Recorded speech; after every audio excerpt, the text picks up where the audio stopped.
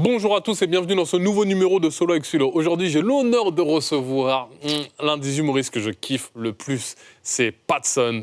Il nous a tous fait rire avec ses gimmicks, avec ses jeux de jambes. Yes, papa, c'est cadeau. Il est là depuis le début. Il a son 4e ou 5e spectacle. C'est ouf, sans compter ce qu'il fait à côté, l'humanitaire. Je vais discuter pendant 1 heure, voire 2 heures avec lui. Je suis tellement content de le recevoir.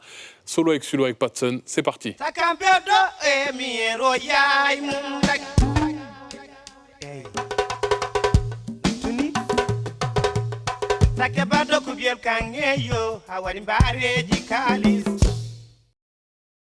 T'aimes le mala? Ah, j'adore.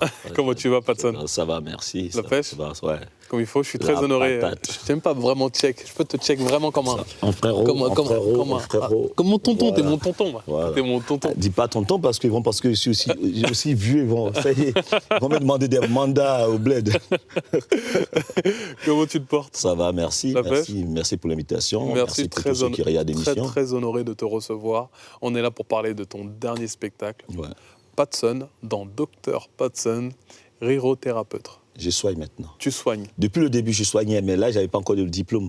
Comme je n'avais pas encore la carte de séjour, là, je suis français, je suis passé médecin maintenant. D'accord.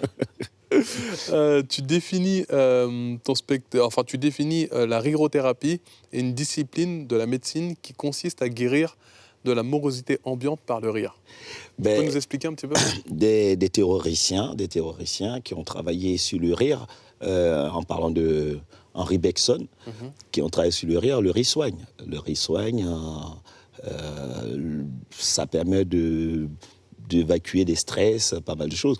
Donc moi, je lis beaucoup. J'analyse, je regarde, et aujourd'hui, je suis arrivé vraiment au niveau de pouvoir soigner des gens avec ça. En 2011, il y a la sœur de Mamadou Sakho qui a accouché de ma salle. Elle avait 7 mois de grossesse, c'est une histoire vraie. Et quand elle a dit à son médecin, je peux sortir ce soir. Oui, Mamadou Sakho. Sa sœur, je suis joué au théâtre Le Mairie. Et sa sœur, à un moment, elle a tellement rigolé, elle avait 7 mois, ça a déclenché les contractions, je ne sais pas quoi, là, contraception, je ne sais pas comment on appelle ça. Ouais, un truc comme ça. Et elle a commencé à perdre des os ou des os, je ne sais pas quoi.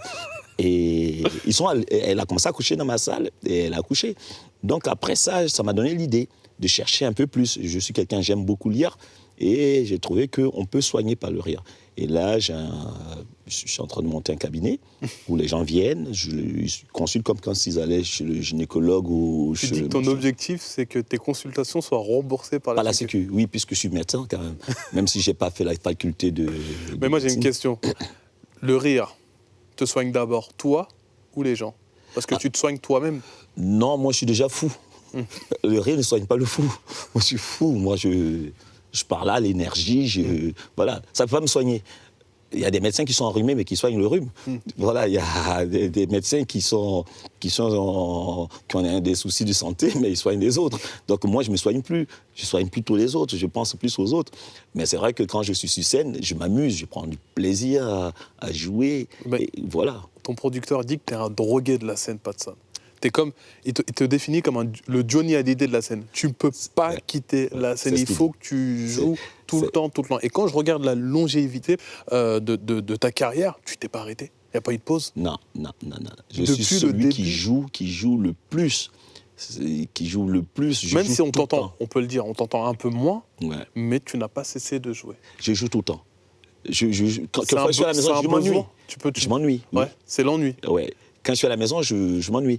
Quand je sors d'une scène, j'ai envie de jouer. C'est le public qui te manque ou c'est le les public rires? me manque et j'aime donner. Parce que pour moi, je me dis, quand je sors de scène, je dis, ils n'ont pas eu assez. Et je pense à eux, je dis, là, à ce moment-là, peut-être il est rentré chez lui, il est en train de penser à ses soucis. Je suis comme ça, en train de poser des questions. Je me mets toujours en cause. Je dis, est-ce qu'ils ont pris beaucoup? Quelqu'un qui a payé 20, 30, 40 euros et qu'il est parti, est-ce qu'il est rassasié? Pour moi, c'est comme ça, je me pose la question. Un bon restaurateur va dire, vous avez bien mangé? Vous êtes rassasié? Et puis continue. Voilà, donc pour moi, je ne suis jamais fatigué. Quelquefois, quand je sors de scène, après 2 heures de spectacle dans un gros show, j'ai dit, j'ai envie de jouer encore. Il me dit, mais tu es fou, toi. Tu sors de scène? Non, j'ai envie de jouer. J'ai hâte parce que j'écris beaucoup, je suis toujours en train d'écrire et j'ai toujours envie de tester telle vanne. Je dis celle-là, elle est meilleure que l'autre. Et puis je dis non, l'autre est meilleure. Et toujours dans le travail. Voilà, dans le travail, ça fait 14 ans. Quand j'étais dans le Jamaica Comedy Club, j'étais quand même l'un des rares qui jouait son spectacle qui enchaînait avec Jamel et qui enchaînait avec Mokobé, puisque j'avais chanté avec Mokobé, Oui, c'est dans la joie. c'est vrai. Donc, souvent, Taxi Moto m'amenait là, je finissais la scène. Dans le même soir, je jouais 3 fois. J'étais au théâtre de 10 heures, j'allais au Casino de Paris, je finissais au Casino de Paris, j'enchaînais avec Mokobé sur 2 trucs. J'aime la scène. J'aime Le public, voir la les scène. gens. Vous savez, ce métier, 14 ans, m'a envoyé partout. Partout, mais quand je dis partout, il m'a donné beaucoup. Quand vous voyez des gens qui pleurent, pendant que vous jouez, qui pleurent dans votre salle, qui disent que je suis venu, je suis malade, mais je t'entendais à la radio, je regardais tes trucs sur Internet, et je vous vois comme ça, vous m'avez soigné. Quand quelqu'un dit ça, vous n'avez pas envie de vous arrêter, vous avez envie de toujours continuer à soigner les gens. C'est comme un médecin, quand il fait un truc, waouh, il a envie de continuer. J'aime pas m'arrêter. Je ne prends jamais de vacances. Ouais. Jamais de vacances. Mais quand je suis en vacances avec mes enfants, Alors, j'écris, je teste. À la maison, quand je fais la cuisine, j'aime bien cuisiner. Quand je fais la cuisine, j'amuse les gens. c'est pour ça que pendant longtemps, enfin, même là, ton spectacle, tu l'as écrit seul. Tu Ouais. bosses seul. J'écris tout en Parce seul, que je bosse tu seul. n'as même pas le temps de consulter, t'écris, tu testes. Voilà. Toujours Moi, dans je n'écris pas pour aller tester en province ou quelque part. Non. Tout de suite. Mes spectacles, je les écris en une semaine. Une semaine. Quand j'ai écrit Yes You Can Papa, je venais de finir mon spectacle au gymnase. Et j'ai arrêté en janvier. Et on me dit, il y a un créneau en février. Est-ce que je veux revenir avec le même spectacle? Pourtant, ça cartonnait. J'ai dit, non, je reviens avec un nouveau spectacle. Tout le monde me dit, mais tu es fou, tu n'as pas encore écrit. En une semaine, je suis revenu avec un nouveau spectacle. Yes You Can Papa. Et ça cartonnait. Et quand j'ai fini Yes You Can Papa... Mais il y a un temps de rodage. Il y a un temps de rodage. Tu sens que les rires sont déjà là. Tu Non, as je vite connais compris mon truc. la mécanique du rire, etc. Enfin, aujourd'hui, j'ai une école, j'enseigne à mes comédiens. L'humour, c'est pas juste sortir des vannes. Il faut être aussi un bon stratège. Il faut être un bon pédagogue. Il faut être aussi un bon en marketing. Je crée mes affiches, je crée mon image, je crée tout. Mon personnage. Parce qu'à l'école, Dieu merci, j'ai fait des études et j'ai un diplôme en marketing international. Donc, du coup, quand j'écris, je pense à mon affiche déjà et je pense au truc. Quand je suis sur scène, je sais ce qui va marcher. Ça commence par quoi? Parce que... Ça commence par le titre du spectacle et ensuite tu déroules. Comme Mon nom est Patson, tu dis bon, je vais partir sur ça. Ou Yes You Can, on est dans la mouvance Obama et tu vas Tout n'est pas au hasard. Je travaille tout le temps. Là, actuellement, je joue Dr. Patson, rhérothérapeute. Le prochain spectacle est prêt. J'ai 2 spectacles déjà de prêt. Je voulais balancer en janvier. Abdel me dit non, on ne balance pas maintenant, on attend un peu, on peut en tourner. Je suis quelqu'un, tous les soirs, j'écris. Tout ce que j'observe au quotidien, j'écris. J'ai ma méthode de travail. Et quand j'étais au Canada, j'apprenais le théâtre, j'avais un prof privé. On se comprenait tellement, il était très fort, moi j'étais très fort.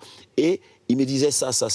Entre-temps, j'ai écrit Mon nom est Patson, j'ai écrit Rhérothérapeute, et j'ai écrit, avec un autre comédien antillais, Jean-Yves Rupert, À qui la faute? L'année dernière, j'ai écrit À qui la faute. On ne se connaissait pas. Hein. Oui. On a répété en une semaine, on faisait le Casino de Paris. Ouais. Tout de suite derrière. Une semaine, Casino de Paris. Je suis quelqu'un, j'aime travailler. Ce n'est pas le hasard. Quand on aime le travail, on a des stratégies. Moi, quand je parle de blancs français, je les connais. Mes parents adoptifs sont blancs français. Bien sûr. Donc, je connais l'histoire. Quand je parle des Arabes, je connais. Donc, je sais qu'est-ce qui va faire rire les Arabes, qu'est-ce qui va faire rire les Blancs, qu'est-ce qui va faire rire les Noirs. On l'entend dans ton spectacle. Tu parles de tes parents blancs, tu parles de tes enfants avec la culture un peu maghrébine. Tu parles aussi des sujets qui sont importants, c'est de rire de tout. Oui. Tu dis exactement dans ton spectacle, aujourd'hui, c'est différent. On ne peut plus rire de tout. Tu sens qu'il y a une différence entre tes débuts et aujourd'hui? Peut-être pas moi, mes débuts, même les anciens qui étaient là, les Coluche, les Desproges, tout ça. Et aujourd'hui, en fin de compte, les nouveaux comédiens ou les nouvelles personnes qui sont là n'arrivent pas à dissocier l'humour et l'insulte. Bien sûr. Comprenez? Tu dis on peut rire de tout, mais on n'a pas le droit de se moquer de la culture des gens. La définition du rire, c'est quoi? Le rire, c'est tout simplement lorsqu'on ajoute, on ajoute à l'art de l'humour, de l'humain. Il y a le mot humain. Quand je me moque d'une communauté, quand je me moque d'une religion, je sors du cadre de l'humain. Je ne suis plus humain. Comprenez? Tu comprends? C'est comme ça. Tu sors du cadre de l'humain. Le rire, on peut rigoler de tout. Dès lors qu'on met de l'humain, on associe à l'humanité, on peut se permettre de dire ça. C'est comme ça, c'est tout simple. On n'a même pas à se poser la question, peut-on rigoler de tout? Il y a celui qui se moque ou qui insulte une communauté ou qui insulte une religion. Ça, on sait que c'est de l'insulte. Mais rigoler, on ne peut pas dire, peut-on rigoler? Non, vous allez à un deuil, les gens pleurent. À un moment, les gens rigolent. En Afrique, ça se passe. Moi, il y a des gens qui m'ont appelé quand j'étais à la radio. Ils disaient, on allait à un deuil, à la fin, on a tellement pleuré qu'on a mis ton DVD, on a rigolé. Le rire, vous arrivez quelque part, quelqu'un rit, vous ne savez pas de quoi il s'agit, vous rigolez. Vous arrivez quelque part, quelqu'un pleure, vous allez être triste. Donc le rire doit soigner.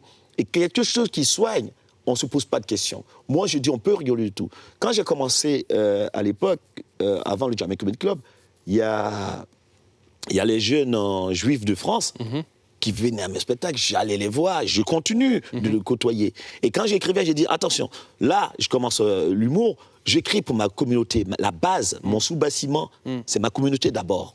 Après, les autres communautés. Dans ma communauté, j'ai fait ce qu'il fallait. Dans mon écriture, c'est comment on pose les mots. À un moment donné, tu penses qu'on t'a pas renfermé dans ce truc en mode Patson, il joue que pour sa communauté? C'est pas qu'on m'a pas... On t'a mis dans une case. On m'a toujours mis, mais moi, ma stratégie, si vous voulez aller plus loin, il faut solidifier son origine, où on part. Le plus important dans la vie, c'est pas l'émetteur et le récepteur, c'est la transmission. Dans l'éducation, c'est la transmission, comment on transmet. Moi, quand j'écrivais, je faisais exprès. J'ai écrit d'abord pour la base, ma communauté. C'est un continent quand même. Ouais. C'est un continent. Quand vous avez une force sur un continent, aujourd'hui, quand je vais au Comores, 20 000 personnes, au Bénin, 80 000, à Algérie, 4 000, c'est un continent. Et après, j'ai utilisé mon deuxième spectacle, j'ai ouvert sur le pays d'adoption qui est la France, que je connais par cœur. Dans le deuxième spectacle, j'ai ouvert sur toutes les communautés, arabes, juives et tout. Pourquoi ? J'ai un beau-frère qui est juif. Je connais les bar mitzvahs, je vais dans les synagogues, je n'ai pas attendu quelqu'un, je n'ai pas attendu d'être comédien. Quand j'allais à Savigny, voilà, j'ai ouvert sur toutes les communautés qui pouvaient composer la France. Et après, j'ai ouvert sur le français qui m'a accueilli, la France. Donc, hier, sur Cannes Papa, j'ai commencé à vanner les Français parce que je les connais. Et le troisième, mon nom est Patson, j'ai ouvert encore plus pour tous ceux qui sont en France. Ouais. Et le dernier, c'est une volonté politique, si on peut dire, une stratégie que j'ai fait et ça paye. Parce que je suis juste en train de monter. Je ne suis pas en fin de course et de redescendre. Je suis en train de monter parce que maintenant les gens disent, ah ben, au final, il n'écrit pas pour les communautés. J'en ai souffert. Oui. On me disait, il est trop africain. Je pose une question. Tu le dis, hein. Je pose une question. Parce qu'au début, tu dis, on t'a appelé blédard, on t'a appelé africain. Mais c'était même pas des blancs qui m'appelaient, c'était des noirs ici. Ça. Et moi, je suis encore, moi, je suis un réserviste citoyen. Et comment t'encaissais ça? Ça me faisait pas mal parce que je trouvais que ces personnes étaient stupides. Et comme je dis toujours, un bout de bois dans l'eau, ça ne devient pas un caillement. Moi, j'ai de la sagesse. J'ai la sagesse, même plus jeune, je suis plus mûr. La sagesse, ce n'est pas une question d'âge, c'est une question intellectuellement parlant. Je suis plus fort que ces personnes. Je suis allé à l'école, j'ai appris. Je ne suis pas dans des confrontations. Celui qui dit ça, il a ses raisons, mais je ne le calcule même pas. Je me concentre sur mon travail. C'est ce que j'aime dans ton spectacle, il y a beaucoup de morale, il y a beaucoup de leçons, et on en profite, on va regarder rapidement un extrait pour que les gens voient un petit peu. Okay. Profitez de la vie, vivons ensemble. Hein? Point oui, point non, vous vous suicidez. C'est quoi votre problème? Sa femme l'a quitté, je me suicide. Nous, les Noirs, ta femme te quitte, toi-même tu l'accompagnes à la gare. Bon, bébé, tu t'en vas. Tu sais quoi? Donc, je t'aide à porter ton sac. Lui-même, il te ménage la fille. Il dit, bon, pendant ce temps, il sait qu'à 19h, il y a la petite qui va coincer là-bas. Voilà, il s'en fout, on a un autre dossier. Tu vas mourir pour parce que...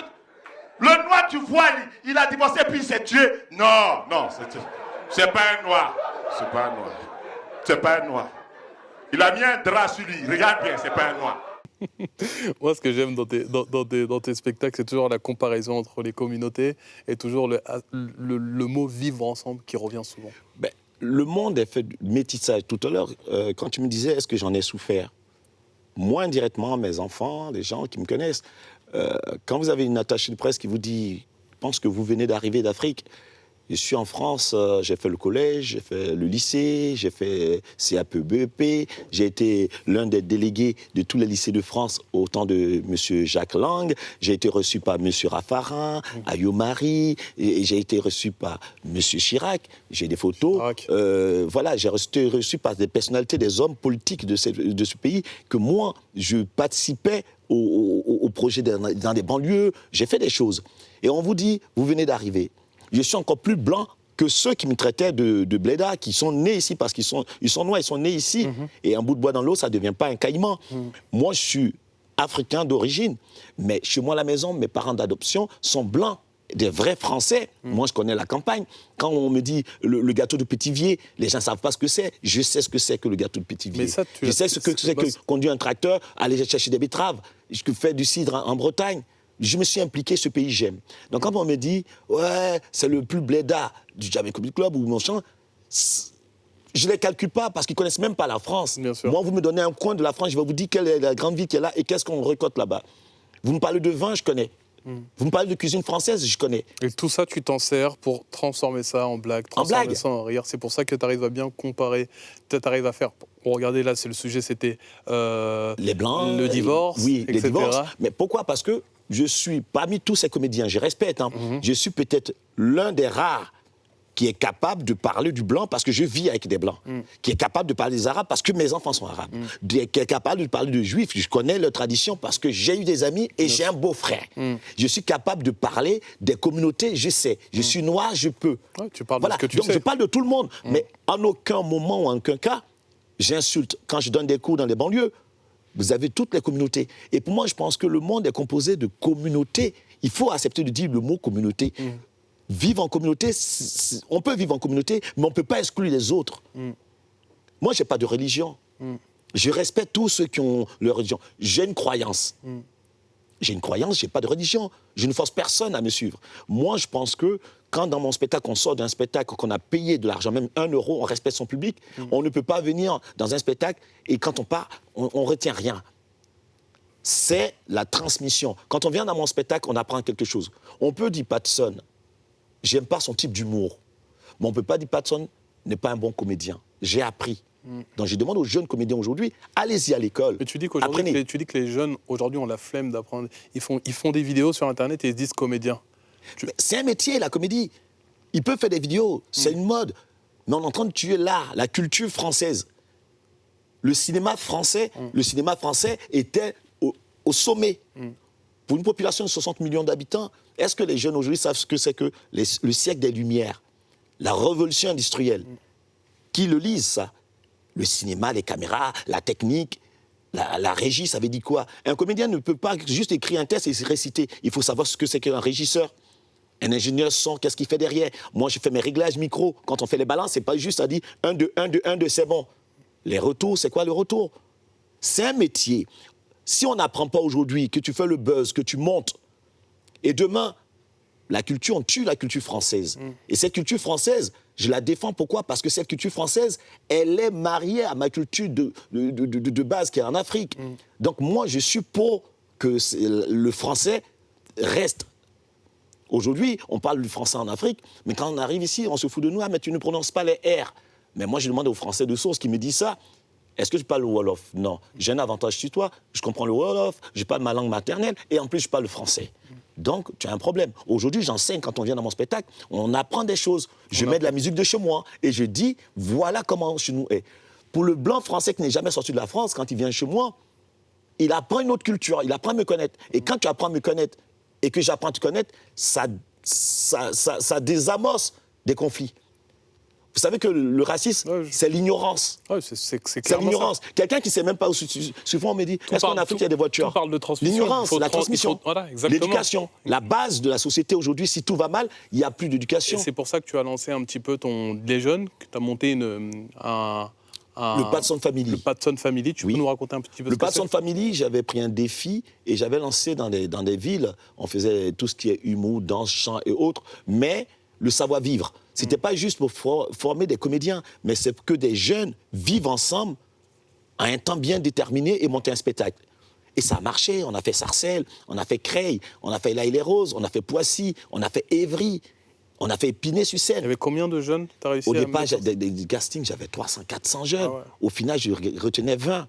Et parmi ces jeunes-là, les 6 top shows que j'ai faits en région parisienne, en Ile-de-France, j'ai quand même pu sortir 4 comédiens, notamment Ricardo qui a fait Débarquement immédiat dans un film, quelqu'un qui n'avait même pas de numéro de sécurité sociale. Je l'ai formé, je les ai amenés à Mayotte, en tournée, ils ont fait 40 dates au Splendide, c'est pas rien, c'est une référence le Splendide. J'ai sorti Jackie Toto qui fait des films. Aujourd'hui, j'en suis fier. J'ai Gaël qui est en cinématographie aux États-Unis. J'ai donné goût. Il y a une qui est sortie infirmière, parce que je ne formais pas les jeunes pour qu'ils soient comédiens, mais pour le savoir-vivre dans la vie. Susciter des Voilà, vocations. voilà. Parce que pourquoi j'ai fait ça? Parce que c'est des gens qui m'ont fait. J'ai eu des parents adoptifs quand j'étais en galère. C'est ce que je voulais dire. On t'a transmis, on t'a formé, donc toi tu le rends. Je dois former. Dans la vie, c'est ça. On vous donne à gauche, vous donne à droite. Quand j'ai investi dans les banlieues, des gens me disent, mais tu es fou, ton argent, tu peux... C'est pas le tout d'acheter des grosses voitures, des grosses caisses. Je ne donne pas des leçons aux gens. Chacun choisit ce qu'il veut. Moi, j'ai été adopté. Mes parents adoptifs, c'était pas obligé. Ils auraient pu mettre l'argent ailleurs. Bien sûr. Ils ont mis sur moi, ils sont blancs. Ils auraient dit, ah, on s'en fout de ce noir. Mais ils sont humains. Ils ont mis de l'argent sur moi. Aujourd'hui, je gagne un peu pour vivre et je gagne peut-être mieux que certains. Je regarde en bas, je tends aussi la main. Ah, c'est logique. Et j'ai tendu la main dans les banlieues. J'ai mis de l'argent, j'ai perdu de l'argent, mais je suis fier de ce que j'ai fait dans les banlieues. On va revenir sur tous les projets, que ce soit humanitaires ou caritatifs, que tu as pu faire un peu plus tard dans l'émission. Moi, j'aimerais juste aborder un petit peu tes débuts, ton parcours, l'ascension de Patson, le début avec le Comedy Club, la troupe. Parle-nous un petit peu de comment tu t'es retrouvé dans cette aventure. En fin de compte, quand je jouais dans les petites salles. Moi, j'ai été éducateur PJJ, ordonnance de placement 45. Je m'occupais des jeunes détenus, des jeunes délinquants mineurs qui ne pouvaient pas aller dans les foyers, donc ils ne pouvaient pas aller en prison. Ils étaient dans un foyer classique, CPI, centre de placement immédiat, CER et tout. Je m'occupais des manouches. J'étais éducateur des manouches. J'allais dans les... Personne ne voulait aller là-bas, j'allais les chercher pour les accompagner à l'école. Je l'ai fait, ça. Et à un moment, je voyais qu'il n'y avait pas de respect. Mes projets tombaient à l'eau parce que d'autres personnes bloquaient. Et comme des quand projets je suis sorti, des projets avec les jeunes. Je ne voulais pas que les jeunes soient dans la consommation, qu'on nous paye le cinéma ou des vacances au ski. J'en avais rien à foutre. Pour moi, un gamin venait, on avait fait même des émissions sur moi, un gamin venait, il fallait que je le mette dans le droit chemin. Et une fois qu'il est sorti du droit chemin, on lui trouve un boulot. Donc on travaillait avec des boîtes d'intérim. Donc je suivais les gamins. À un moment, quand vous faites ça, ça fait peur aux gens qui ne veulent rien faire et vous mettez des bâtons dans les roues. J'ai dit, OK, dans ce cas, moi je fuis et je vais au Canada. T'avais quel âge là? Oh, j'étais quoi? C'était dans les années 96, 97. Ah oui, t'étais tout jeune. 98, oui. Donc, je suis parti au Canada, je suis allé me former là-bas. J'étais au point-virgule, les coups de théâtre, le bout, et je suis allé au Canada pour perfectionner un peu. Je suis revenu. J'ai commencé à jouer un peu, bricoler mon truc. J'avais un public, les gens voyaient que j'étais bon. Et à un moment, on fait comme Street Show. Comme Street Show, on s'est mis à plusieurs avec Tanger. On fait comme Street Show, ça cartonne. Et de là, on fait Barre de rire avec la radio Génération, avec Bruno. Ça cartonne là-bas. Et là, Jamel, il entend l'écho avec Adaoun. Et il dit, bon, on a un projet, on aimerait bien. Et ils ont récupéré, nous qui on était dans le Com Street Show et Barre de rire pour monter la troupe du Jamel Comedy Club. On me fait tester, on dit, Jamel veut te voir, en vrai, parce que tu joues, tu cartonnes, mais est-ce que tu es bon sur scène? Il me lance un défi, il me donne peut-être une chance. Il m'invite du côté de Bordeaux, à Arcachon, il dit, tu fais ma première partie. Et moi, j'avais entendu que ceux qui avaient fait la première partie de Jamel, ça s'est mal passé. Certains, en haut, c'est le public de Jamel, ils ne veulent pas le voir. On arrive là-bas en province. Il me dit, tu as 7 minutes. OK. Moi, j'ai tellement Mais attends, tu avais 7 minutes, tu as faim, tu as un texte, tu as des blagues ou Ah non, j'avais ce qu'il fallait. Okay. Ah non, moi, je ne fais pas d'impro. Deux fois, des gens pensent que je suis en improvisation, mais c'est des choses que j'ai même travaillé. Et j'ai dit, OK, pas de souci, pas stressé, je m'en fous. Qu'est-ce que j'ai à perdre? Vous savez, quand vous avez bouffé la merde, vous êtes dans la rue. Le reste, c'est du bénéfice. Ouais. Donc, il vient je vois dans sa loge, il est impressionnant, Jamel, c'est quand même Jamel. Et bon, je regarde comme ça. Mais je le connaissais avant, puisque ses cousins, j'ai fréquenté avec des gens de sa famille à Bronoir quand il était jeune. Mais je ne les avais jamais vus. Et donc, on rêve, il m'a dit, tu as 7 minutes, OK, je suis dans ma loge. OK. On me donne le micro, rentre, ça va être chaud. Le public, Jamel. Je rentre sur scène. Au bout de 5 minutes, la salle est debout, fracturé tout le monde. Yes, papa, j'ai des jambes, ça, c'est cadeau. Je sors de la scène. Jamel n'est même pas prêt. Il n'était pas prêt. Il pensait que j'allais faire 7 minutes. Il dit, mais pourquoi tu es sorti? J'ai dit 7 minutes. J'ai dit, non, quand c'est bon, on ne fait pas plus long. Il a trouvé que j'étais audacieux quand même de dire ça devant Jamel. C'est le côté ivoirien, ça. Ah, c'est le côté de fou. J'ai faim, frère. Il me regarde. Il dit, ouais, tu veux faire ton malin? À Toulouse, on va voir si tu es bon. Toulouse, pareil. Il m'a dit, monte sur scène. 7 minutes, cette fois-ci, je te dis, 7 minutes, ok. 3 minutes, je lui ai donné. 3 minutes. Yes, papa, jeu de jambes. La salle, bah. Il était en haut, il dit, mais il est fou, ce gars-là. Il était venu se cacher là, il regardait comme ça, il dit, c'est un magicien, ce gars-là. On ne sait pas s'il parle français, mais les gens sont pliés. Devant le public, Jamel. On rentre à l'hôtel, il me dit, écoute, je te propose un contrat. J'ai été le premier artiste à signer dans sa boîte de prod. Et moi, je n'étais pas dans les histoires d'avocats, machin. J'ai dit, voilà, mon contrat, c'est poignée de bain. Serrer la main, c'était fini. Après, ils m'ont dit, ton premier spectacle, Jamel Comedy Club, ton premier spectacle, on va voir au théâtre de 10h. Il y avait Fabrice, Thomas et moi au théâtre de 10h. Et je me rappelle, il y avait un article en disant, c'est une course. Moi, j'ai un problème à la jambe, je dis, je ne cours pas, je cours avec la tête. Allez-y. 10h, complet. On m'amène au temple. Au temple, la grande salle, tout de suite, complet. Jusqu'à Jamel m'a même organisé une soirée à mon honneur pour me remercier. Comment tu vis un petit peu tout ça, toute cette ascension, ce truc? C'est moi, que du bénéfice. Pour moi, c'est naturel. C'est naturel. Jamel, tout ton travail que tu as fait au Canada, tout ce que tu commences à payer. Moi, j'ai vu ma mère est très pauvre, une famille pauvre. Mon père, c'est quelqu'un qui a plus d'argent que ma mère. Et pour moi, je pensais à une chose. On m'a amené en France, je dois réussir. Déjà, pour ma mère, j'étais condamné à réussir. J'ai fait des conneries. Hein. Mais pour mes parents adoptifs, je me suis arrêté quand je suis rentré dans cette famille, qui m'ont pris en charge. J'ai dit, je ne pouvais pas les décevoir. Donc, pour rembourser ce qu'ils ont fait, pour moi, je ne pourrais pas rembourser, mais c'est leur fierté. Et quand on a fait Jamel Comedy Club, c'était au réservoir. Yes, papa, jeu de jambes, ça, c'est cadeau. C'est un truc, c'était pour mon père. Mais un jour, je vais donner la vraie définition de ce mot-là. Et quand je suis monté sur scène, j'ai déchiré ma chemise, j'ai dit, je suis le numéro 1, je suis le plus fort. J'ai tellement frappé fort, le premier Jamel Comedy Club, il téléchargeait tellement de gens. 2e, 3e, 4e. Et quand j'ai fini là, j'ai fait un son avec Mokobé, tube d'été. Pourtant, je ne sais pas chanter. Je suis rentré en studio, j'ai dit à Mokobé, ça c'est un tube. Et je suis parti, je n'ai pas écouté, tube. On me faisait faire mon show, Jamel Comedy Club, Mokobé. Ils vont en Angleterre, ils jouent, je n'étais pas dedans. Les gens commencent à crier, remboursez-nous, on veut voir Patson en Suisse, partout, au Canada. Au Havre, ils sont venus, ils n'étaient pas là, je me rappelle. Oui, ils étaient dessus, les gens criaient, à Lille. Hello Patson. Au Canada, festival Juste pour rire, je n'étais même pas encore sur scène, je me rappelle. Et ça m'a fait plaisir parce qu'un grand monsieur comme Gad, qui vous apprécie et qui vient me dire que mon fils t'adore. Et voilà, Gad, au Canada, et puis il dit, mais ce gars-là, qu'est-ce qu'il raconte? Toute la salle debout, yes, papa, par-ci, par-là. J'étais fier et j'étais content. Et j'ai dit, il faut que je continue comme ça. Mon travail est en train de payer. C'est le travail qui paye. J'ai toujours dit, celui qui monte par l'ascenseur descend vite. Celui qui prend les escaliers pour monter met du temps là-haut. Et moi, je veux mettre du temps là-haut. Et tac, 2011, l'Olympia. Toutes les salles, j'ai rempli partout. L'Olympia. 2 jours de suite? 2 jours de suite. Des jours difficiles. 30 avril, 1er mai, défilé dans Paris. 1er mai, rempli une salle. L'Olympia, c'est un risque. Il y avait tous les drapeaux. J'arrive, je fais le show. J'ai dormi devant l'Olympia la veille pour voir comment on écrit le nom. J'avais tellement envie de voir mon nom. L'Olympia, succès. Et à l'Olympia, je faisais l'Olympia pour faire cadeau à mes parents adoptifs. Je les ai fait monter sur scène en disant, vous avez vu, eux, ils sont blancs, je suis noir. C'est eux qui m'ont fait. Vous êtes souvent, on dit que les blancs sont racistes. Il y a des racistes chez les blancs, il y a des racistes chez les noirs. Parce que la personne qui m'a foutu au dehors pour que je dorme 2 ans et demi dans la rue, c'était une femme noire qui était de ma famille, qui m'a mis au dehors, et c'est les blancs qui m'ont récupéré. Si aujourd'hui je fais l'Olympia, c'est grâce à ces personnes, et je les ai appelés. Ma mère, elle a 90 ans, là, aujourd'hui. Ils sont montés sur scène, et tout le monde a commencé à les applaudir. Tout le monde avait les larmes aux yeux. C'était le plus beau cadeau que je pouvais faire à cette famille, parce que j'ai eu 2 familles d'adoption, pour faire à cette famille-là, ou à ces familles qui m'ont recueilli, c'était le plus beau. Mon histoire, c'est pas juste l'histoire d'un noir, d'un blédard. Je le vois. Pour moi, quand je parle de ça, c'est l'émotion, c'est les larmes aux yeux, parce que... La raison pour laquelle je t'invite, c'est pour mettre en lumière tout ça.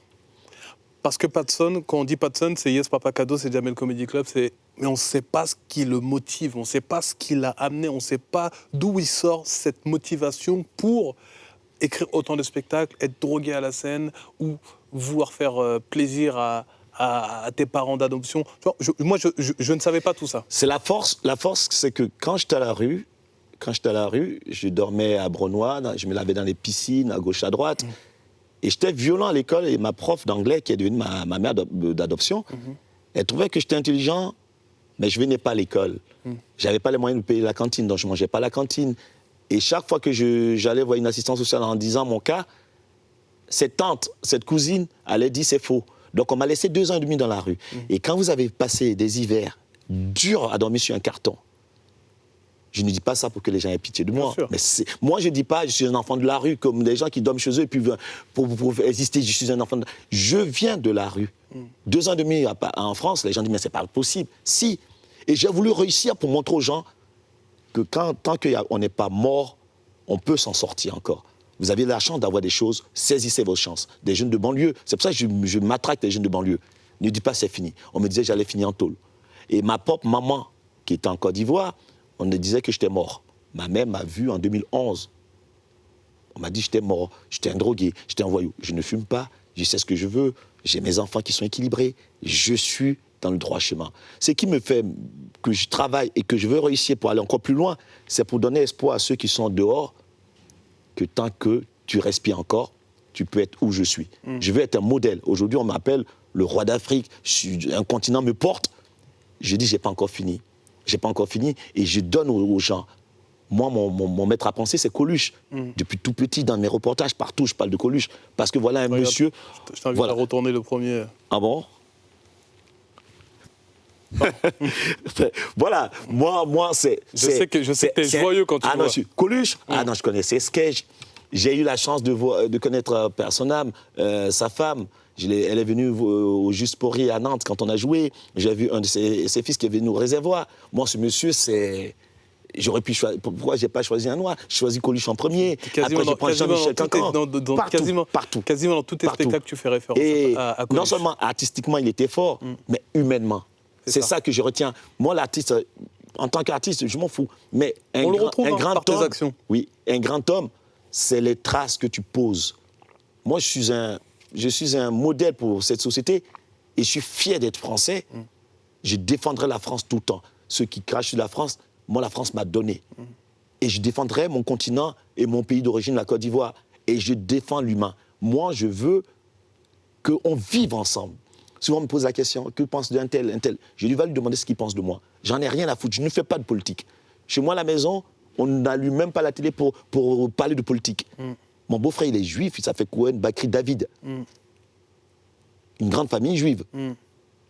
Mes enfants sont arabes. J'ai été élevé par des blancs. Chez moi, on ne parle pas de politique. Tu veux faire de la politique?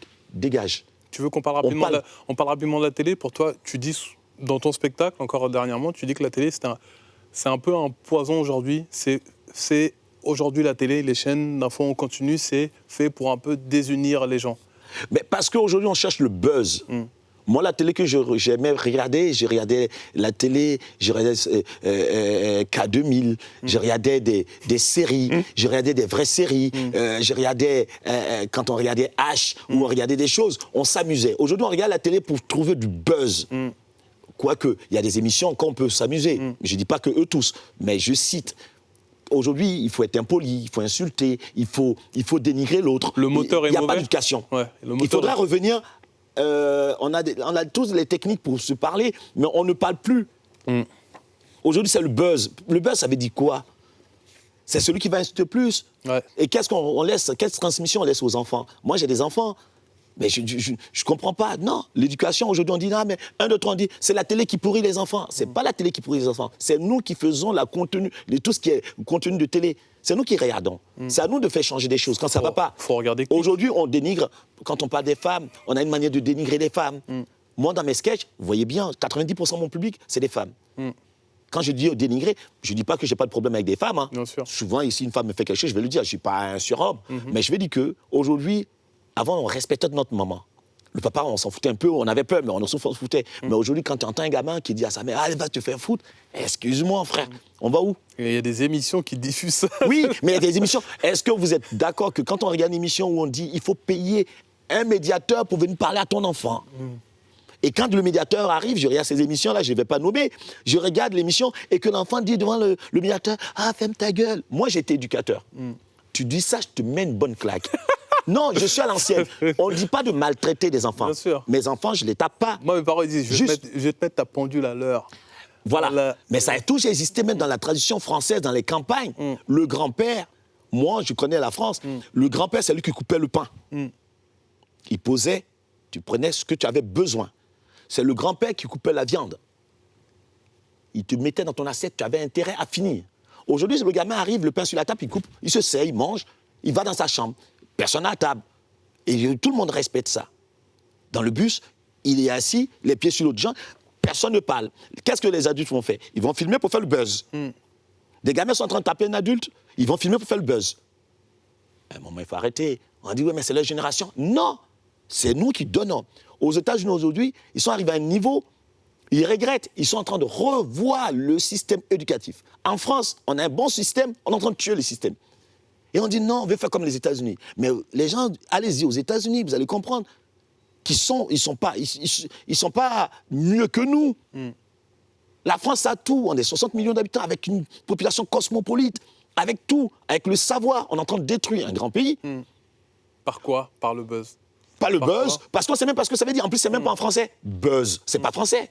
Mais on copie ce qui est négatif. On a des choses ici qui sont bien. Moi, le stand-up, on disait Patson Bleda. C'est quoi ta Aujourd'hui, solution? C'est quoi ta solution par rapport à ça? Enfin, si t'en as pas. Oui, mais moi, ma solution, c'est dans mon spectacle. Ouais. Tout le monde dit, ouais, Patson Bleda, machin. Aujourd'hui, il n'y a pas quelqu'un qui fait du stand-up qui ne prend pas un truc de Patson. Moi, je montais avec le pagne africain sur moi. On me traitait de sauvage. Mais c'est des couleurs de chez moi. Je ne peux pas jeter ma culture. Un homme qui n'est sans culture, c'est comme un arbre sans racines. Je ne peux pas.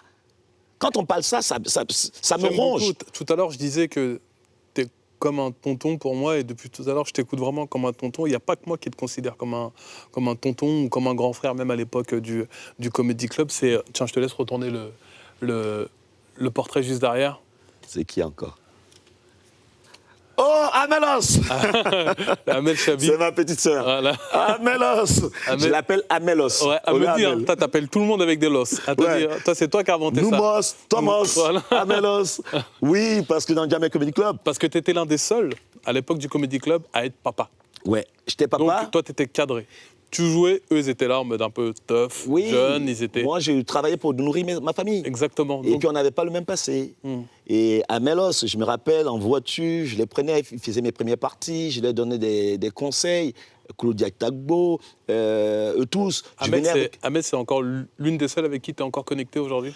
Non, Noum Diawara, Noum qui est un petit frère, Waïd, Sex Dial, eux tous, quand je les vois, ça se passe, mais j'ai quasiment plus le temps. Okay. Et comme eux, ils sont dans leur spectacle, Blanche, j'ai pas de soucis avec une personne. J'ai pas qu'il y a de soucis. J'ai toujours donné... Non, mais c'est une manière, c'est pas par rapport à toi, mais je vais dire pour que ceux qui nous regardent. Okay. Non, moi je les aime. Leur réussite, je disais, chaque fois, quand on faisait ce plateau, je dis bosser. On a une chance, il faut saisir. Aujourd'hui, je suis content quand je vois Amel. Amel, je prenais en voiture, elle me dit, on a la nation, ma vanne là. J'ai dit, non, c'est pas bon. Je disais, j'étais dur. Et aujourd'hui, je suis content. Et il n'y a pas que le Jamaica Comedy Club. Il y a Sako, il y a Kamel le magicien. Oui. Kamel le magicien, je l'amenais dans les mariages, dans les soirées des mamans africaines, machin. Et il dit, mais qu'est-ce qu'il raconte là? Il raconte n'importe quoi. Aujourd'hui, quand il me voit, il me dit, Frangin, ce que tu as apporté, il n'y a pas qu'une seule personne. Moi, je donne des conseils, celui qui veut prendre, prend. Mais aujourd'hui, le stand-up français, j'ai apporté une touche. Même dans la musique aujourd'hui, quand vous écoutez, les jeunes nés ici, ils mettent ouais, la go, là. C'est ce que je disais dans mes sketchs. Quand j'ai dit la fille, elle est belle comme le soleil de minuit. Quand j'ai fait le sketch sur la diarrhée, ça a fait un gros carton. Quand j'ai fait Yes, papa, jeu de jambes. Jusqu'à. Quand vous avez Pogba qui dit, quand j'étais en centre de formation au Havre, avant de me coucher, il fallait que je regarde Patson. Ma ville natale. Ça me touche quand il dit ça. Il m'a invité à Manchester. Il m'a dédicacé un maillot. Blaise Matuidi. Moussa Sissoko, Mamadou Sakho, Drogba, Didier Drogba, ce grand monsieur, Didier Drogba, la sonnerie de son portable, c'était ma voix. C'est énorme. Pape Diouf, Teddy Riner, c'est fort. Et à la fois, je voulais arriver à ça. Aujourd'hui, quand je vais m'impliquer dans des trucs en Haïti, j'apporte des vêtements, je récupère des vêtements, on les lave, on les fait des cartons, on envoie nous-mêmes. Au Félina, au Cameroun, au Congo, Congo-Brazza, Congo-Kin, au Sénégal, en Casamance, au Mali, au Burkina, pour des festivals, le Maroc, l'Algérie. Je vais à Mayotte. Quand j'ai fait tout ça... Ça tombe bien parce qu'il y a Hier ou avant-hier, tu connais très bien cet immeuble, Patson. Il y a le premier étage, ou le deuxième étage, il y a Africa Radio. Oui, j'ai fait 14 ans. 14 ans. 14 ans, de je radio produis. quotidienne. Ouais. Tu avais ton émission Yes Toujours là. Papa Toujours, avec toujours. Maxime. C'est moi qui ai quand même initié Maxime à faire... Ouais. Exactement. J'ai été le voir il y a quelques jours. Je lui ai demandé de parler un peu de toi. On va regarder ça tout de suite. C'est l'homme aussi au grand cœur, parce qu'il a investi dans beaucoup d'associations humanitaires ou toute autre chose. C'est vrai qu'on recevait même des associations ici. Quand on est parti au Congo avant notre départ pour Kinshasa, on avait demandé aux auditeurs une solidarité qui viennent nous livrer des béquilles, des fauteuils roulants, des classeurs, des vêtements, des cahiers, des livres, etc., des crayons à amener là-bas. Et du coup, je m'étais d'ailleurs retrouvé avec Patson dans des orphelinats. On avait fait le tour des orphelinats de Kinshasa pour aller distribuer du coup tous ces vêtements, toutes ces affaires. Et on voyait d'ailleurs dans les yeux des enfants là-bas, les yeux qui brillaient, quoi. Là, on revient à tout ce que tu disais tout à l'heure. Ça me touche parce que déjà, pour les actions qu'on fait là-bas, je donne des microcrédits. Pendant la guerre en Côte d'Ivoire, j'ai installé les gens. Mais ce qui me touche, Maxime, qui est breton, et je l'ai eu en tant que stagiaire, et je faisais mon mission, il était tellement timide. J'ai dit non, tu vas travailler avec moi, et je l'ai formé. Et il est allé au Maghreb, mais pas l'Afrique noire, il ne connaissait pas trop. Et j'ai dit, tu viens avec moi. Tu viens avec moi en Afrique noire. Et je lui ai payé le voyage. Il est venu avec moi. Et quand j'ai vu Maxime, on voyait des gens dans la rue, on habillait les gamins. On ne donnait pas aux gens parce qu'ils allaient vendre. On habillait des gamins qui étaient débraillés. On avait un gamin qui avait les pieds tranchés parce qu'il n'avait pas de chaussures. Et je dis, arrêtez la voiture. Et on habille les gens. On dit, va. Et je vois Maxime qui est blanc, on va dans un orphelinat, qui prend une gamine et qui pleure. Est-ce que ce monsieur qui est blanc, qui est en face, vous allez le traiter quoi, de raciste demain? Moi, je ne regarde pas sa couleur. Lui, il ne regarde pas ma couleur. On a travaillé ensemble pendant 8-9 ans. Il est venu en Afrique, je l'ai vu pleurer parce qu'il voyait la misère. Pourquoi demain, je vais prendre un fusil, me retourner contre lui en disant parce qu'il est blanc, je vais l'attaquer? Parce qu'il y a un connard de noir, quelque part, a dit que tuons les blancs. Et je vais suivre son conseil? Non. Je suis un humain, je fais mes opinions moi-même. Les histoires, est-ce que les blancs sont plus intelligents, les noirs sont plus intelligents? Je pense que la société a d'autres problèmes pour débattre ces conneries-là. Moi, je ne suis pas dedans. Et quand je l'ai vu transporter des gamins, et il aidait des vieux à se lever, il fait plus que certains Africains même. J'ai vu des Blancs laver des vêtements, nous amener des cartons, scotcher les cartons. Et on était en Afrique, on distribuait. J'ai vu des Noirs aussi, ici en France, on allait faire des vendanges, à aider des paysans. En Bretagne, faire du cidre. Des Noirs de banlieue, des jeunes immigrés de banlieue, des Arabes de banlieue qu'on dit, c'est des tueurs, on a peur d'eux en province. On les a vus aider des gens. Parce que ce n'est pas que d'aider l'Afrique, mais en France aussi, il y a la misère. Pour moi, la misère n'a pas de couleur, donc je ne suis pas dans les trucs, tu es blanc, tu es noir, j'en ai rien à foutre. Je vanne tout le monde, mais j'allume tout le monde. Les hommes politiques, j'en ai rien à foutre de ta couleur. Raison. Tu sais quoi, Maxime, il dit aussi autre chose sur toi, sur le travail. On va regarder ça tout de suite. Je vais le frapper. C'est un gars qui ne vient pas de la radio à l'origine, même si on a fait pendant des années. Il était vraiment là pour le délire, faire son métier d'humoriste, mais d'une manière un peu différente, parce que du coup, sans public, dans un petit studio. Et du coup, non, voilà, c'était la folie. Le gars, il arrivait vraiment la main dans les poches, aucune préparation.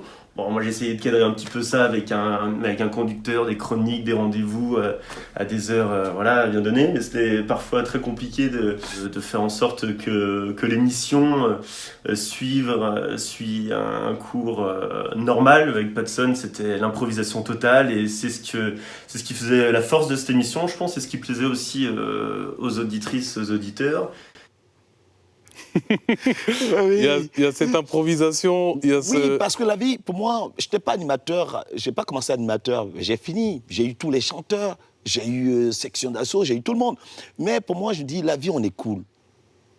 La personne qui nous écoute à midi, il prend son sandwich, il a tellement eu de problèmes. Pourquoi encore rester dans un truc format On disait tout et rien de bon. Malgré ça, les gens écoutaient partout des hommes politiques, hein. Des hommes politiques, des personnalités. Une fois, j'ai dit, par exemple, s'il y a un blanc qui nous écoute, qui nous appelle, il y a Nana Moussouri ou Moustikou, je sais pas quoi. Je connaissais pas même, moi, je connaissais pas. Elle appelle la personne, Maxime dit, ah, mais c'est quelqu'un de connu. Moi, j'étais loin de connaître. Je crois que c'est Il y a- Nana Mouskouri, c'est ça? Oui, Moussoukou, désolé hein, si la personne regarde. Et on était parti dans un délire, des canulars, on a piégé l'Élysée, on a piégé tout le monde, mais en direct. On ne faisait pas couper, non, on piégeait en direct. L'émission cartonnait auprès des ambulanciers dans les banlieues. Médiamétrie, quand ils amenaient les chiffres, j'étais devant certaines radios qui sont connues à midi. Les gens appelaient d'Afrique partout parce que c'était un délire, c'était naturel. J'ai pas préparé à lire. J'étais pas dans ça, c'est pas mon métier. Moi, je Là, suis là pour contrairement à amuser. la scène, tu l'as préparée, mais la scène, radio, je pas du tout. prépare, mais la radio, non. Parce que quelqu'un m'appelle du Sénégal, il m'attaque, je l'allume. Ils appelaient du Canada, Australie, partout. On a eu Alpha, Tigenja, c'était Et une tu as grosse même émission.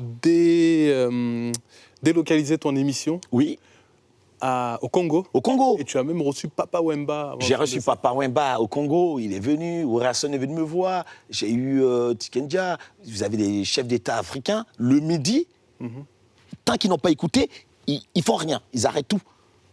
C'était énorme, je vous dis, Qu'est-ce que tu retiens de toute cette expérience radio de ces 14 ans chez Africa ce que je Au revoir. retiens, c'est déjà Maxime qui est resté sur cette radio, un jeune breton qui arrive, à l'époque, il était avec une femme blanche. Je lui ai dit que dès qu'il est arrivé, pour déconner, j'ai dit, toi, tu vas prendre une sœur à la fin.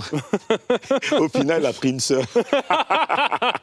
Quand il a vu les opérations de la sœur, il a fait l'addition. Voilà, ça, c'est des souvenirs de l'Amino au Congo, Papa Wemba, on a fait l'émission avec, Arafat.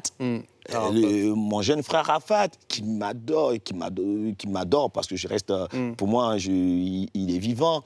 Voilà, j'ai fait pas mal de choses. Section d'assaut, ils étaient pas. Il y a même P-Square, tu les as P-Square, j'ai fait mettre à genoux. P-Square, qui sont produits quand même par Econ. Econ, ils arrivent en retard. Et moi, j'aime pas. Alors les que gens qui sont en toi, par retard. moment, tu arrives en retard. hein. Non, quand j'arrive en retard, c'est parce que j'étais en train de tourner. Mais moi, j'aime pas. Là, je Bien suis sûr. arrivé ici Ah à ouais. l'heure. Moi, je suis toujours à l'heure. Rien à J'aime dire. pas le retard. Même pour aller en tournée, je vais en Martinique, là, le 10, on joue là-bas. Je suis à l'aéroport 2 heures avant, comme si c'était moi le pilote. Comme nos parents. Non, je vérifie, je regarde le niveau de l'avion, je regarde le niveau d'huile, s'il y a de l'eau dans le truc. Moi, j'aime pas être en retard. Ils arrivent en retard parce que c'est des P-Square. J'ai dit non. Vous êtes devant l'Afrique. Mettez-vous à genoux. Ils se sont mis à genoux. Malgré qu'ils avaient loué le pantalon, ils avaient léché le chèque de caution, j'en avais rien à foutre. Voilà. Moi, je m'amuse, je m'éclate. En parlant d'amuse et d'éclat de Patson, on va parler d'un projet qui arrive, je ne sais pas quand est-ce qu'il arrive, mais moi j'ai été choqué de l'entendre quand tu as parlé de ça sur scène. Patson va bouger aux États-Unis, faire du stand-up là-bas. J'en ai discuté avec Maxime, il m'a dit, lui aussi m'a confirmé, ouais. Amel m'a confirmé, tu m'as confirmé sur scène. Maxime m'a dit, j'ai vu son niveau d'anglais, je pense qu'il va prendre un billet aller-retour. Le seul. Raconte-nous un peu cette envie. Ça faisait partie de mes projets. Tu veux que je te donne mon avis? Quand j'ai entendu ça sur scène, il y avait une petite touche de frustration où tu disais en France, actuellement, je ne trouve plus ma place. C'est ce que j'ai ressenti. Artistiquement, oui. J'ai donné. Je suis arrivé à un niveau, vraiment, moi-même, je sais que je suis très fort, je suis très populaire. J'arrive de Genève, la salle était remplie. J'ai fait un show, ils veulent que je revienne encore à Genève. Pourtant, on dit, ah, mais c'est communautaire. Mais non, la salle était remplie des Suisses, hein. Il y avait de tout. Aujourd'hui, je suis arrivé à un niveau où j'ai besoin, je sais qu'aux États-Unis, en France, quand on dit, tu te lances des fleurs, j'en ai rien à foutre, j'ai la qualité, j'aime, je bosse pour ça. Je veux défier, aller aux États-Unis, frapper fort. Un Français qui joue aux États-Unis. La langue me fait barrière, ça fait 1 an, j'apprends et je suis en train de mettre tout en place aux États-Unis. J'ai un gros public, la communauté française et africaine qui sont là-bas, qui sont à Harlem, qui sont à Atlanta, qui sont à Philadelphie. J'y étais il n'y a pas longtemps et je retourne au mois de novembre. Je suis en train de préparer doucement pour apprendre la langue. C'est la langue qui me fait barrière, sinon mon spectacle, je l'écris, je sais l'humour des Américains. Donc je vais aller aux États-Unis. Je ne pars pas, je ne quitte pas la France parce que mes enfants sont là, je vais faire la navette, venir jouer ici. Mais il y a eu l'incompréhension des médias vis-à-vis de moi, certains médias. Ouais. Qui, je le sens vraiment dans le truc où... Oui, mais je les en veux pas parce que c'est pas souvent les gens qui font les émissions que je connais qui adorent mon humour. Non, mais souvent, il y a un barrage. On peut pas Vous avez 10 enfants. Vous avez 10 enfants. Vous les mettez à l'école. Et il y a un enfant tous les matins, il va à l'école à pied. Les autres, vous les prenez dans votre voiture. C'est pas. C'est ce que tu as ressenti C'est ce que j'ai ressenti. avec la télé? Oui, avec la télé. Ils m'ont pas compris. Ils m'ont Parce mis que moi, l'étiquette. je vois, quand je regarde la première couvée du Comedy Club, tout le monde, Au cinéma. cinéma, télé ou chronique ou autre, Patson, qui était l'un des numéros 1, Ouais. il est où? Parce que souvent, les gens... Moi, je suis quelqu'un... Mes parents m'ont appris à parler, à dire ce que je pense. Et à avoir sa liberté. Donc, tu penses qu'ils avaient peur que tu débordes sur certaines choses, sur certains sujets? Non, mais les sujets ne m'intéressent pas. En plus, ils le savent que moi, je ne rentre pas en politique. Si je viens sur un plateau, c'est pour parler d'éducation. Je suis moins star, mais je suis le plus populaire. J'ai fait un film, Débarquement immédiat. Les gens ont coupé ce que j'ai dit et je l'envoie partout. J'ai fait Qu'est-ce qu'on a encore fait au bon Dieu avec Philippe de Chevron, qui m'a donné cette chance. Au départ, je ne voulais pas faire le cinéma. Ils sont venus plusieurs fois parce que Débarquement immédiat, il y avait Harry Habitant. Ça fait 3e film, hein? Oui, ça fait 3 films Ouais. en espace de 2 ans. Ouais. Qu'est-ce que tu kiffes, le ciné? Avant, je ne voulais pas faire de film. Aujourd'hui, oui, parce que on prend de l'âge. Je voulais vraiment connaître la scène. Je la connais. En France, qu'est-ce que je peux faire encore? C'est maintenant aller vers le cinéma, vers la télé. J'ai mon bonus que je n'ai pas consommé. Voilà. Et c'est ce que je veux faire. Mais aller aux États-Unis, c'est frapper fort. Là, on vient d'écrire à... comment s'appelle cet acteur? Kevin Hart. On envoie un courrier. On a contacté des producteurs là-bas. Il y a des producteurs à Harlem qui produisent des spectacles qui me connaissent. Parce que mon spectacle est traduit en anglais et il faut le voir avec... la traduction se fait par des lunettes. À New York, des gens regardent mon spectacle. Donc les gens commencent à me connaître. J'ai eu la chance de connaître à Génération Bishop Lamont, qui est le gars de Dr. Dre, parce que je l'avais croisé ici. J'ai gardé contact. On a eu avec Maxime... En fait, tu as tissé toute ta toile. des liens. Mais comme je ne parlais pas l'anglais, je disais, Ça, c'est- je mets de côté. Ok. Je suis allé à Montréal il n'y a pas longtemps, on me demande à Montréal. Donc, on me demande dans des pays anglophones, au Nigeria et autres. Et moi, j'ai eu la chance, j'ai des ancêtres qui viennent du Ghana. Donc, l'Ashanti, je connais le Ghana. Et il y a une forte communauté là-bas.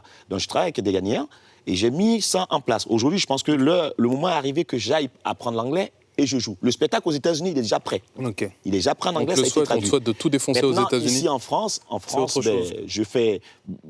Là, vous m'avez invité. Oui. Faut pas non plus... Non, il y a des chaînes, des télés, des émissions qui m'invitent. Je ne suis pas aussi idiot. Oui, Là, je il y a vois, des mais au émissions fait, qui vont arriver. c'est juste un comparatif que j'ai fait. Par exemple, si je fais une recherche sur un autre humoriste qui a commencé en même temps que toi, il y a Même ceux qui ont commencé après moi. Voilà. J'ai même des élèves, Bien sûr que- des élèves qui sont chroniqueurs, qui passent. Pourtant, c'est moi qui les ai formés. Malheureusement, Patson, on est bientôt à la fin de l'émission. Ah, ça va passe très vite. Je voulais rester une semaine. Moi aussi. Comme vous voulez. on va finir sur un truc qui s'appelle le portrait Bunyamin.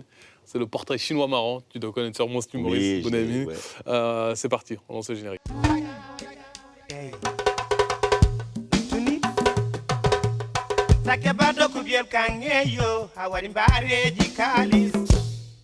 Patson, tu sais ce que c'est un portrait chinois? Je te pose des Je questions. connais les Chinois, leur portrait, ça. C'est simple, je te pose des questions très simples pour définir un peu ton portrait. Si tu étais un pays, Si j'étais un pays, je dirais le monde. ok. Je demande parce que si je choisis la France, Ouais. quand je sors d'ici, Africains ils vont m'attendre, ils vont me frapper. Si je choisis l'Afrique, en sortant d'ici, il y a des flics devant la porte, ils vont m'arrêter.